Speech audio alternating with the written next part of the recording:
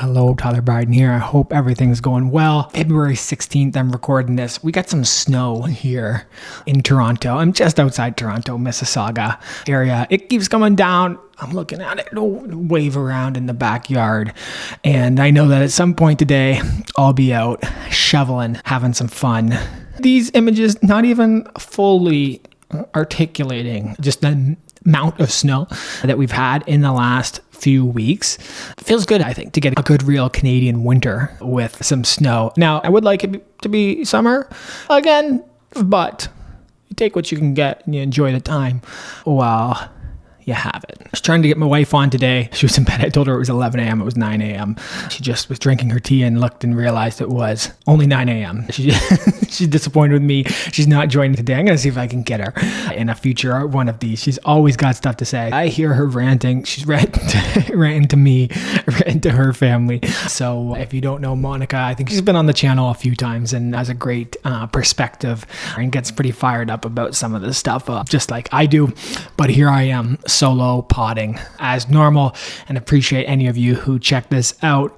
The shorts that get repurposed from this, they get some views and they also get some comments. So I've had a lot of fun responding, getting made fun of, and having some really interesting conversations online with people who are checking out those shorts both on TikTok and YouTube. What's going on? I want to start with something fun here. So just to set this up, there was the Four Nations hockey game last night, USA versus Canada, and felt like a little bit more than just a hockey game last night with everything that's going on politically between USA, Canada, and even just the world right now. And this is in Montreal where the game took place. Best hockey players in the world, Canada versus USA.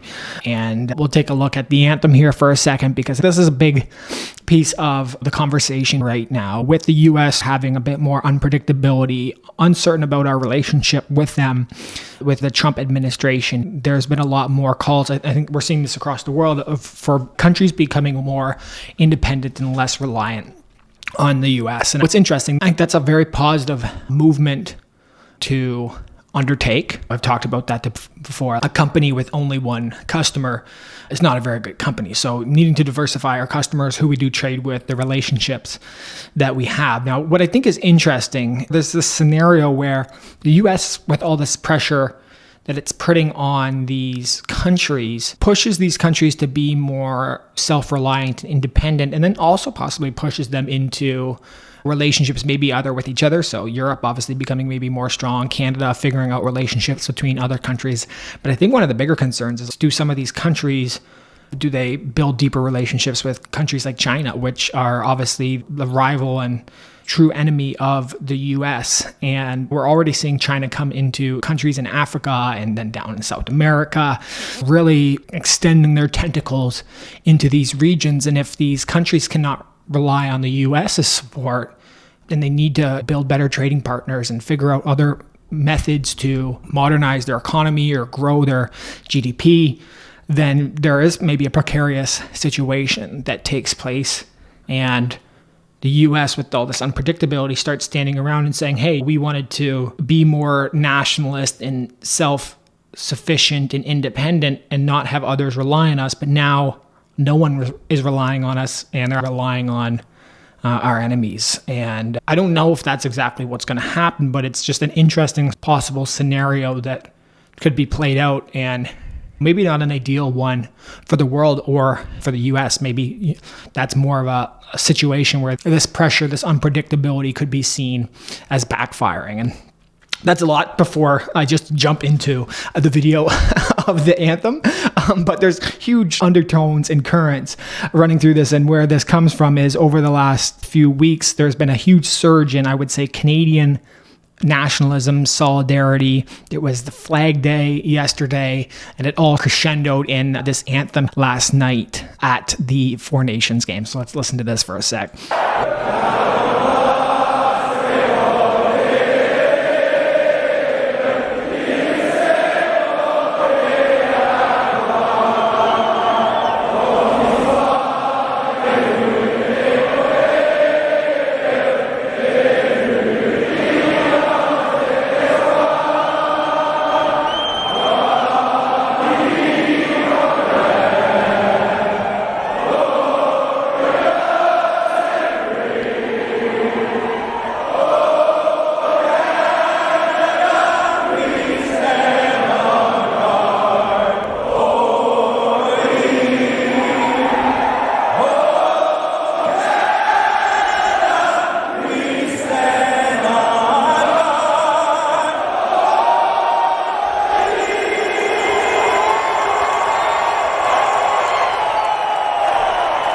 Canadian gives me some goosebumps. I've talked about this in previous videos, but there's just been this, what I would consider huge degradation in Canadian pride over the last 10 years. And it's one of the things that makes me most sad. And so to have some moments like this is a pretty beautiful thing, something that I'm grateful to see. I get goosebumps.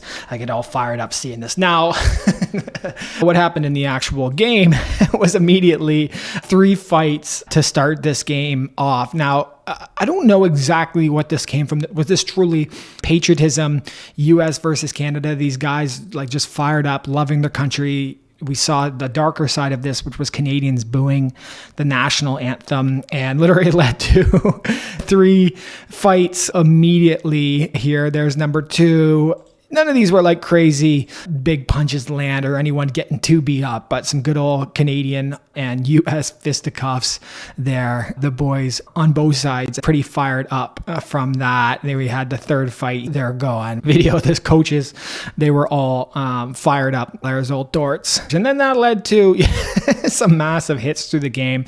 This was a big one on Doughty there. We had punch to his own face, which is going a little viral. And then we had a goal from McDavid here, the little backhand cheese. USA with the win. Larkin is a Detroit Red Wings leader. I'm a Red Wings fan. I love it and it hurts. And Canada, unfortunately, lost this game. A lot of pride, a lot of excitement, but a game sort of bigger than just the hockey game itself. And that's why I wanted to bring it into this video. It was definitely something exciting. I know a lot of Canadians watching that game and some great commentary about that online. Pierre, maybe not technically the next prime minister, the next one in a real election, was at that game. Trudeau, there's Trudeau, always fired up, blah, blah, blah. And then we had Carney pretending to drink a beer and be a cool guy. Man, people hate this guy. But Pierre had a massive rally. It reminds me of these movements that we saw, Obama and then Trump coming in with really, again, that idea of like Canadian pride. That promise at the forefront, the big Canadian flag, thousands of people there, huge views, considering Canadian politics online. And again, the other side of it, the media saying, oh, no one's there and all this stuff. Now, I haven't had a chance to listen to this whole presentation that Pierre did, but there was a lot of talk about this speech with apparently 100,000 people watching live at some point. You can see another picture, and then crowds because people couldn't get into the room. And you can see the sign here, Canada First. A lot of talk about just feeling the patriotism that Canadians want to feel that we saw in that national anthem, and quite the contrast from what we're seeing on the liberal side here. Sometimes feeling like liberals are just like embarrassed of Canada, embarrassed to be Canadian, and maybe seeing some conflict in that messaging right now because the solidarity against Trump in the US. But that's not necessarily the feeling that has been passed along through to Canadians over the last 10 years. And there's differing feedback on his messaging right now, depending on your perspective and maybe what party you're voting on. Some people saying he's being too aggressive towards the US. Some people saying that most of these ideas are good, that they're strong representation for Canadian people. And this is from another speech earlier in the week. And I think what's interesting here, this idea of the Overton window changing. And this was partly from the USA with Doge, with the popularity of the efforts, but again, depending on what side you're on, of the cost cutting that's happening and the cut of bureaucratic waste that's happening through Doge down in the United States. And this idea of these mainstream messages reaching a crescendo of popularity and then being introduced in the messaging of Pierre. And some people might look at that as, hey, is this guy a shapeshifter with these true intentions? Is this really going to be what he does? And I think we've seen some back and forth and even some conflicting ideas around him, both past and in present, around, say, things like immigration. He talked about this maximum of 250,000 people per year. Some people say, hey, that's too many. Some people say that's not enough. And at some point, there's videos of him being highly pro-immigration and saying he's going to fast track that. But as that Overton window has changed, as that sentiment has changed, he's been quick to adapt and say, we need to slow this down. This experiment is not working. And this is, I think, a fascinating thing right now with anyone, because everything is so documented online, everything is so digital. You can have an opinion or a perspective, say 5 years ago, maybe even more recently, 2 years ago, and in a quick amount of time, that decision can be changed by the information that you're seeing. And if you're a politician, you're a representative of the population who will be or is voting for you. And so if their perspective changes, then should yours. And this is, I think, the fascinating tightrope walk that politicians are doing between these ingrained views that they have and then the mandate to be a reflection of the people who voted for them. So when we use this example of Pierre, maybe just looking at, say, immigration, is he shifting because he believes that? Is he shifting because of the Canadian people? Is it a combination of both? And I guess in the end, that matters to some people, which one of those it is. But if you truly believe in that perspective, again, maybe say it's you want lower immigration, what matters in at the end is that he's executing the perspective that you have. I guess, though, if you believe that view or perspective is just a shape-shifting to capture votes, then the question would be like, okay, maybe they get in power and they don't honor that perspective because they don't truly believe in it. So I think it's a delicate time for any politician right now, as a huge shift in overall political perspective around the world changes. I would say some semi-shift back towards more conservatism, more right-wing politics. And I'm really interested to see how that plays out in Germany this week with the election there. And so Pierre's changed that window on immigration. We've also seen a lot more of this sentiment towards waste cutting. And you can see that in this talk here. What are we doing with all this foreign aid when our own country is not even taken care of? And I did highlight a couple profiles and things to follow last week. When I did that, I got recommended to a few other people. So taxpayer.com, which has apparently been around 2008, does a really good job detailing where money is going in Canada. So I thought that was a great recommendation. I appreciate that. And if there's individual people you're looking at, follow Chris Sims, I believe, who's part of this taxpayers.com, as well as Franco. These people are very active about this and I think doing a pretty incredible job. I believe even recently went and successfully paused higher capital gains tax execution by the CRA because it wasn't really passed. So really great work by these people, and just wanted to highlight them here while we were on this topic. I'll add them to the video in case you want to give them a follow. And this brings me to this other topic that I thought was really fascinating about the breakdown of how people are voting. This is in Canada, but I think there is a larger representation here. So what are we looking at? The federal vote intention. There was a poll, and we're looking at the different generations. I should know the exact ages of these, but we know the boomers are the okay boomer, older one, and then we go down younger. And so you can see the little labels here: Gen Z, blue being conservative, red being liberal, yellow being NDP. We've got the Green Party here in Canada. We've got the Bloc Québécois, the People's Party of Canada, Maxime Bernier. Interesting figure there, and then some other. And there's something fascinating that I've noticed here, which is, say, boomer, the older generation, they're exiting the workforce and they have their wealth, they have their assets, their housing has done well, their assets have appreciated. And I would say this even extends to the Gen X. When I talk to them about who they're, say, voting for in the next election, a strong percentage of them are saying, I like this Mark Carney person, and I'm most likely going to vote Liberal in the next election because I just don't view a conservative party being the right option for Canadians. And if you contrast that with, say, millennials and younger generation, there's two interesting things here. One, which is there's an overrepresentation of people who through media look like they're voting Liberal. I think this is like the Kamala effect. I think right now some of the polling, and there's a lot of talk about manipulation of polling here in Canada, that Carney is showing that he is doing better than he is, just like Kamala did. But the truth is most people in that bracket, especially probably men, will be voting conservative for Pierre. On the other hand, what's interesting with Gen Z here is you can see the compression on Liberal Party, and you can see a pretty decent chunk of Gen Z being conservative, which I think previously in my generation, you wanted to be progressive, you wanted to be liberal when you were young. And so that I found is an interesting shift. However, if you look at that 27%, that's the NDP, that would be even considered more left than the Liberal Party. That would almost be like the woke left of the Democratic Party down in the US. And a lot of the Liberal and NDP views and even actions that they take have been intertwined, especially with Jagmeet and Trudeau over the last few years. And Pierre did an excellent takedown of they're basically the same entity at this point, where the Liberals used to be a more centrist party. But it's fascinating, that divide for the Gen Z, where some are going conservative and then others are going that ultra left path.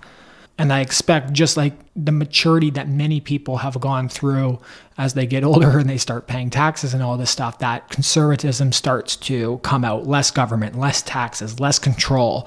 And you can see that very starkly, I would say, in the millennials here, obviously, where that's the most clear. But then even in the Gen X, who are still working and getting ready for post-work life, whereas the boomers, they've already gone through that phase and are feeling most likely pretty cushy. Even if I look at my neighborhood here, ones who are older, who bought the houses that we bought for just under $1 million, who bought it for sub $250,000. And yes, we can do all the calculations and all that. But now today, they're feeling pretty strong about their position. And that really changes their perspective on who they want to be in power. And there's been some questions around Mark Carney's photos here. Are they AI manipulated? But what you can see is it's generally these two audiences are represented in the pictures at his events. It's either the boomer generation and the ones that I like him, whereas the younger crowd seems to say Carney is just the worst version of Trudeau, which most people don't even think is possible. And there was a guy on one of my comments who said, voting for Carney is like shitting your pants and changing your shirt. And so I think that's how a lot of younger people feel. But then we do see this subset of younger people who are more woke, progressive, who are supporting. And so you can see that breakdown in a lot of these pictures that he's sharing of the rooms that he's talking in and who's showing up. And I biased the search a little bit with the AI photo because there's some concerns around that. But you can see in these videos, pretty low energy. And there you go, average age 76, maybe a grandson was dragged along. And this was a great discussion thread on Reddit. I'll link this in the comments, that breaks out some of the data that's shown in that about obviously protection of value of houses, about what liberals have done to the housing market, the immigration system, the inability for a lot of millennials to be successful in career with a stagnant job market and wage growth. The shift that we've seen, one that I felt, I'm millennial and white, I voted for the Liberals in 2016 and 2019. Since then, my mindset had shifted so much, I truly hate the Liberal and NDP party now. And I do believe there's a large percentage of people who feel that way. In this article here, we see a great breakdown of why people are moving towards conservative. I think pretty clear for anyone who fits into this population segment. Now, we're also seeing some conflicting polling, some that show that Carney and the Liberal Party is doing really well, but this Abacus poll, I think with one of the bigger sample size, really shows that the Conservative Party is going to dominate the next election. And I do think there's this example that we did see with the Kamala and Trump, as I mentioned, where he's underpolled. I think the same thing is happening here with Pierre. Maybe there's just true manipulation of some of these polling results. I don't exactly understand, but you can see in the comments that there are a lot of questions around polls showing the exact opposite. And Carney's not helping himself. I don't know this guy this much, but I know enough and I've watched enough content to hate him with a feeling of passion, knowing he was behind a lot of Trudeau's work and has this record in England and pushes climate while he does oil around the world. I just don't know how we can look at this guy seriously right now. And I think this was another climax of that in this video here this week, which we'll play. People will charge me as being elitist or globalist, to use that term, which happens to be exactly what we need. So tough statement there from Carney, saying that's exactly what we need right now. I don't think most people believe that.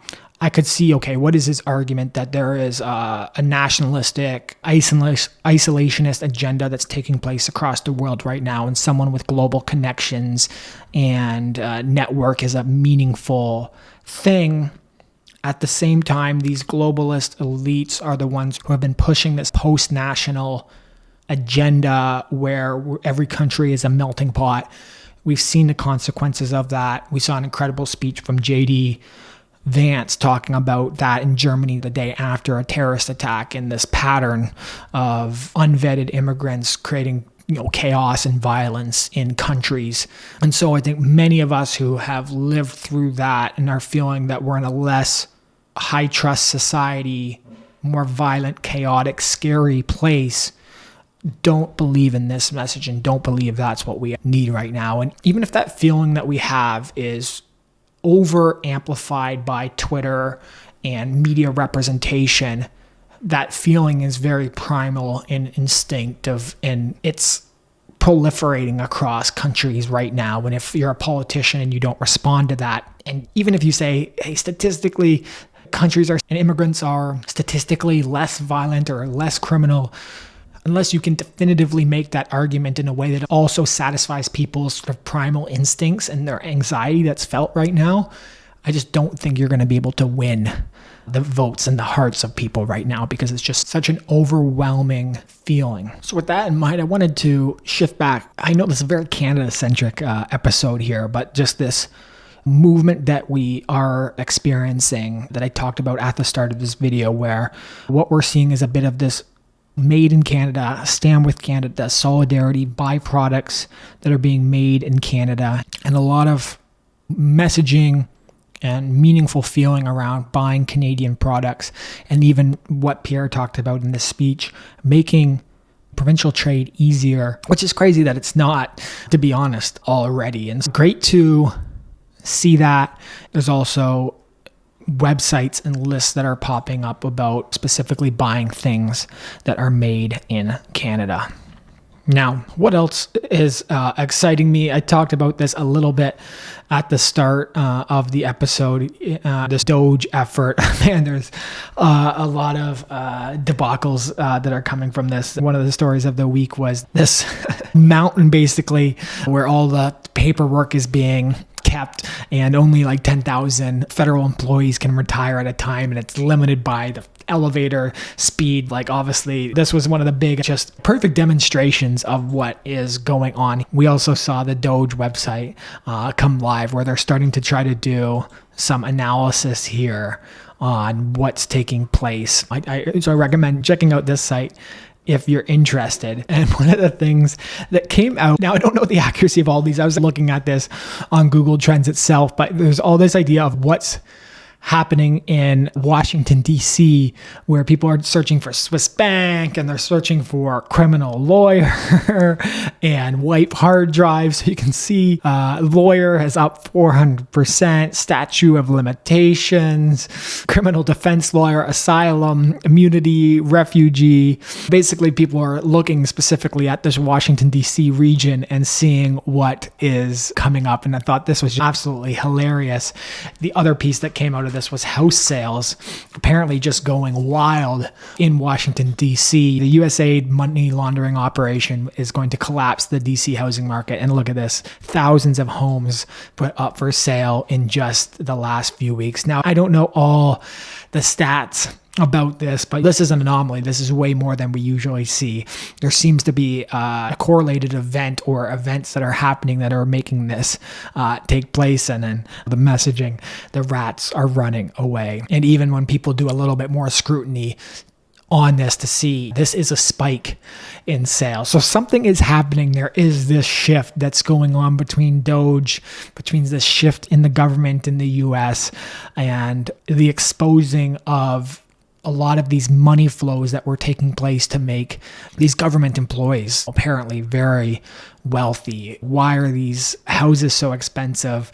Why is it one of the most expensive places in America when these are government employees? There must be something else going on. So I thought that was interesting and just information coming out over the last couple of days. So I look forward to catching up on that and seeing what took place here. Is this truly a departure from Washington, D.C. that people are trying to get out before persecution really starts? Now, I wanted to end on a funny note here. Goddamn, I know people hate this guy, but sometimes, man, he just cracks me up. So I thought I'd end on this. Raising anti-India voice, calling about separation, terrorism activities in India. Do you think that should continue here in the US as well? Mr. President, people in India would be welcoming your decision to extradite the Hubble Rana to... I can't understand what you're saying. It's not the accent, it's a little tough for me to hear. Oh, man. The tides have changed. I just think a few years ago, someone would have just listened patiently and just tried to just accept that. They would have just bared through that, listened to it, and just done their best to answer.